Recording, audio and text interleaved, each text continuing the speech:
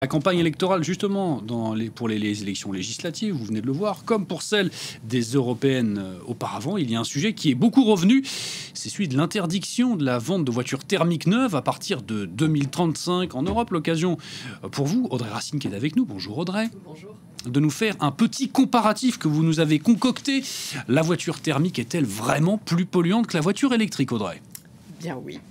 Oui, mais vous vous en doutez, je ne vais pas m'en tenir là.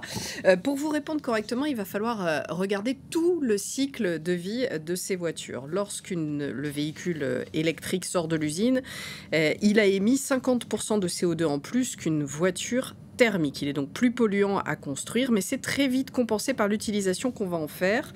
Les experts estiment qu'il faut rouler seulement 30 à 40 000 km pour que la voiture électrique devienne plus rentable en termes d'émissions de gaz à effet de serre. C'est à peu près 2 ans et demi d'utilisation d'un véhicule en France.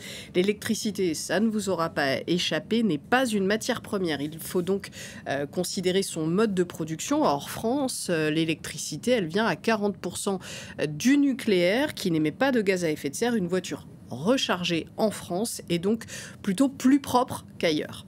Vous l'aurez compris, plus on fait durer une voiture électrique dans le temps et moins elle pollue. Les batteries ont une durée de vie étonnante. Celles qui sont produites aujourd'hui, elles vont tenir 300 000 km, soit 15 à 20 ans d'utilisation tout de même. Il n'y aura donc pas besoin de les changer en cours de vie du véhicule. On a là un formidable levier de décarbonation, comme nous l'explique Nicolas Meunier du cabinet de conseil Carbone 4. Le transport, c'est le premier poste d'émissions de gaz à effet de serre de la France, avec un peu plus de 30% des émissions de gaz à effet de serre. Et dans le transport routier, c'est 85% des émissions, dont la moitié sont pour la voiture. Donc en fait, la voiture représente une part très considérable des émissions de gaz à effet de serre du transport et donc a fortiori de la France. Il y a vraiment un enjeu à se décarboner, avec un enjeu aussi de vitesse de décarbonation. C'est-à-dire que la neutralité carbone, c'est dans 26 ans. Donc il y a un enjeu à faire la transition le plus rapidement possible. Et ce n'est pas simplement un enjeu écologique, hein. Il y a aussi un enjeu commercial et géopolitique. Parce que l'ensemble des grandes nations commencent à se déployer sur le véhicule électrique.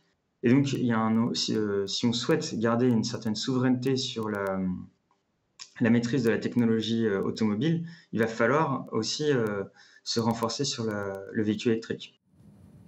Voilà donc pour ces voitures électriques, enjeu de décarbonation ici en France pour les transports. Audrey, est-ce que toutes les voitures électriques sont meilleures pour le climat? On pense notamment aux hybrides. Alors non, il vaut mieux des véhicules 100% électriques et légères, plus légères, on va en parler. Les hybrides, c'est typiquement la fausse bonne idée, Antoine. Elles sont plus émettrices que les voitures thermiques à la fabrication. On vient de l'entendre parce qu'il faut des batteries. Ensuite, cette batterie couplée à un moteur thermique, ça les rend plus lourdes, les voitures hybrides, et donc elles consomment plus. Enfin, le moteur électrique n'est utilisé que 40% des kilomètres parcourus, moins de la moitié.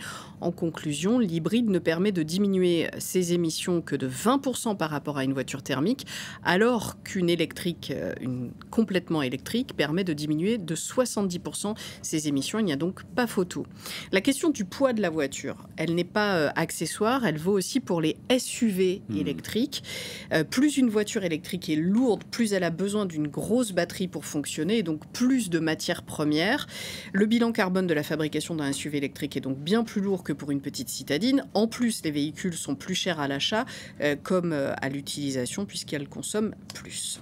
Enfin, le bilan carbone à la fabrication des véhicules électriques va tendre à diminuer avec l'essor du recyclage. Pour l'instant, il n'y en a pas beaucoup de recyclage parce que les premières générations de voitures ne sont pas encore assez anciennes pour être recyclées. Mais progressivement, on va récupérer ce qui peut l'être et donc limiter l'extraction de matières premières, même si on n'arrivera jamais à 100% de matières recyclées.